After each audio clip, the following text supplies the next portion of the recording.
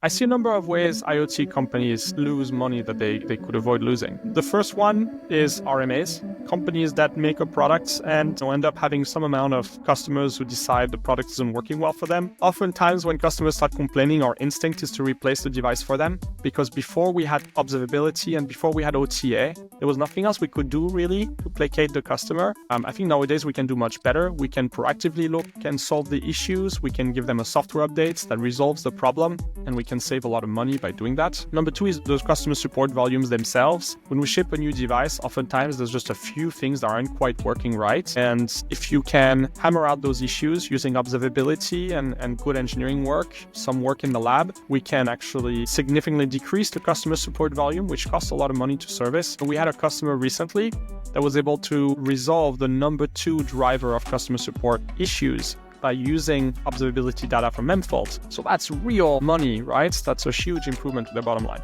Number 3 is reducing churn. If we can make sure that the device works correctly in users' hands, we can reduce the churn that the company experiences, right? If the customers are happy with the device, if it works well all the time, they will churn less. I'll say one last one, which is in some cases, we have to send a technician to a site to diagnose an issue. That's super expensive. We're sending a human in a truck to go inspect the location, whether that's an employee of manufacturer of the device, or that's a partner or an integrator that has to carry that cost. So reducing those truck rolls by some percentage is a huge metric companies care about and a great way to save money.